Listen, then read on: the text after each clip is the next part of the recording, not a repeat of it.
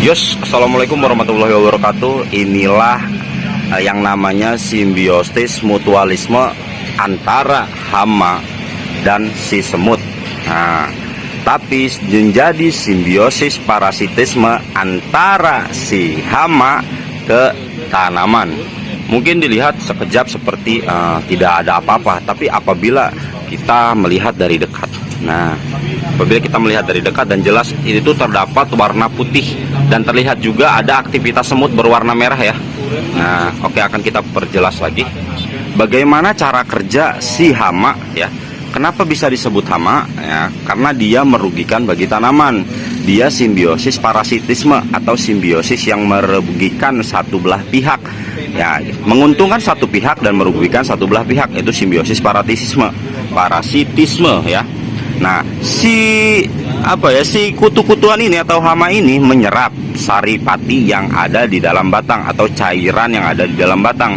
Ketika cairan itu sudah dimakan, dia akan menghasilkan yang namanya zat sisa atau keluar, atau biasa disebut juga feses. Nah, fesesnya itu biasanya manis. Nah, manis itu memancing siapa? Memancing si semut untuk makan. Nah, dia dapat makanan. Nah, terus kenapa bisa disebut menguntungkan bagi si semut juga? Kenapa disebut simbiosis mutualisme juga? Karena ketika indukan si hama ini ya, indukan si hama kutu-kutu ini, dia bertelur.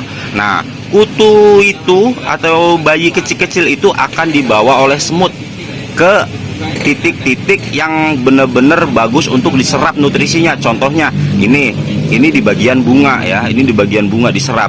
Nah, ini kita belajar dari tanaman yang ada di sekitar kita. Nggak terkecuali tanaman anggur pun seperti itu. Apabila kalian melihat aktivitas semut di dalam tanaman anggur kita, bisa dipastikan bahwasanya di situ ada hama yang sedang berkembang biak. Oke, kita akan zoom lagi. Oke, fokus dong. Nah, seperti itu aktivitasnya. Sangat jelas ya.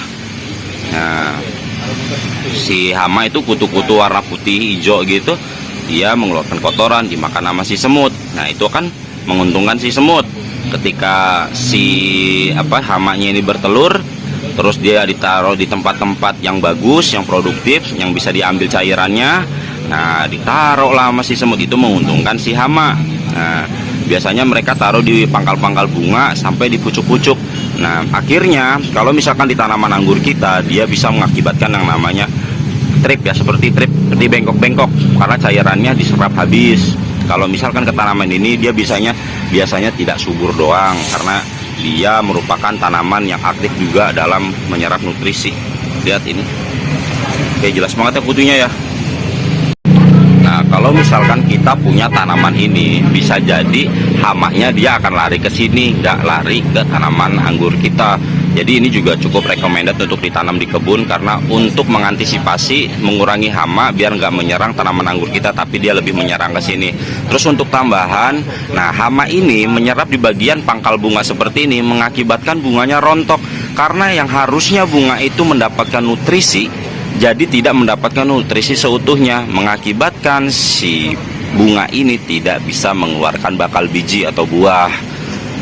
Contohnya seperti ini. Kalau misalkan yang bersih, ini ada contoh yang bersih nggak ada hamanya ya, ini nggak ada hamanya. Nah, dia bisa jadi buah. Tapi ketika yang banyak hamanya, susah mau jadi buah, rontok mulu. Dia harusnya diisi sama kalsium, kalium dan lain-lain, malah keserap sama si hama.